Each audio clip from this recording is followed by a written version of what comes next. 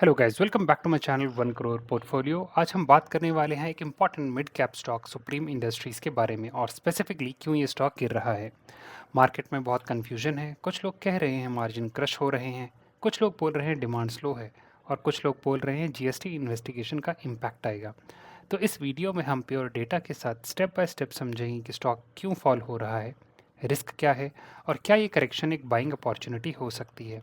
और हाँ, अगर आप ऐसे ही deep research backed analysis regularly देखना चाहते हैं तो सब्सक्राइब ज़रूर करें, क्योंकि यहाँ आपको मिलता है इंडिया का सबसे straight forward unbiased fact driven stock market breakdown.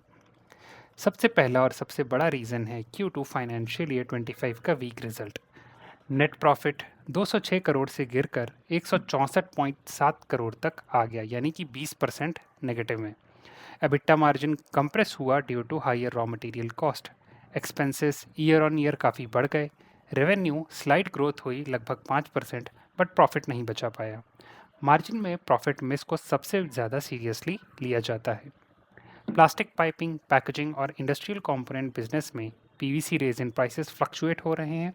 Input cost control करना मुश्किल हो गया। डिमांड स्टेबल नहीं रही, स्पेशली हाउसिंग, कंस्ट्रक्शन और एग्रीकल्चर पाइपिंग सेगमेंट में। तो इन्वेस्टर एक्सपेक्टेशन के हिसाब से प्रॉफिट फॉल बड़ा रेड फ्लैग बना। दूसरी बड़ी वजह है कंपनी का नया गाइडेंस। कंपनी ने बोला है कि फाइनेंशियल ईयर 26 में वॉल्यूम ग्रोथ सिर्फ 12 से 14% एक्सपेक्ट कर रहे हैं।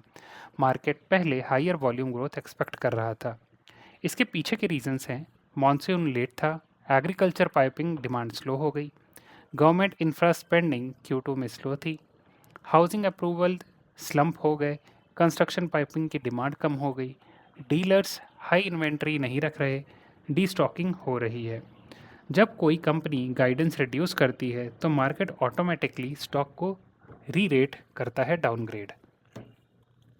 अब अगले रीज़न की तरफ बढ़ते हैं, जैसे जो है कि बिजनेस टुडे, मनी कंट्रोल और रियोटर्स के अकॉर्डिंग मल्टीपल ब्रोकरेजेस ने टारगेट प्राइस कट कर दिया है। Example, JM financial, HDFC securities और कुछ और ब्रोकरेजेस ने मार्जिन को हाईलाइट किया है। Some brokerages downgrade outlook from buy to add और न्यूट्रल। इसका इम्पैक्ट क्या होता है?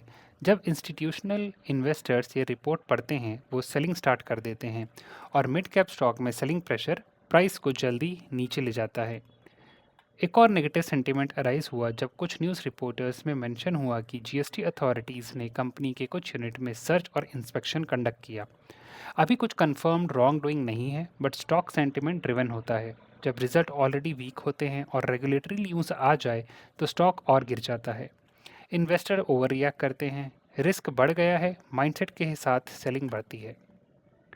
अगला रीज़न है सुप्रीम इंडस्ट्रीज़ हिस्टोरिकली एक प्रीमियम वैल्यूएशन पे ट्रेड करता है, 40 टाइम्स के आसपास पीई रेशियो पे।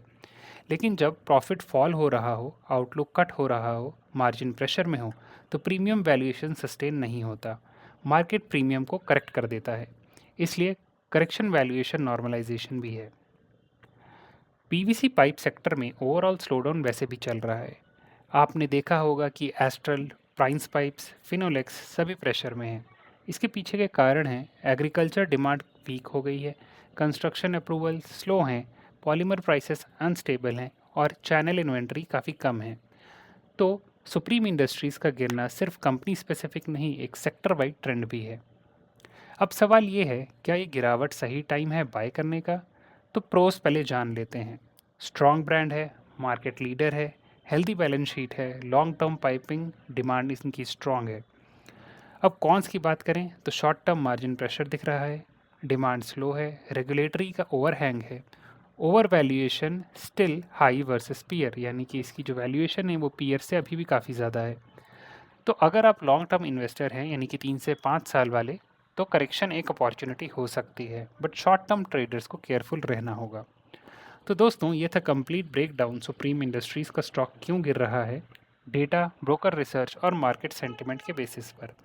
अगर आपको ऐसे लॉजिकल, अनबायस्ड और साफ सुथरा एनालिसिस पसंद है तो सब्सक्राइब ज़रूर करें, क्योंकि यहाँ आपको मिलती है इंडिया की most honest stock market education without any hype, noise and manipulation. मिलते हैं नेक्स्ट वीडियो में, तब तक इन्वेस्ट स्मार्टली, स्टे इन्फॉर्म्ड,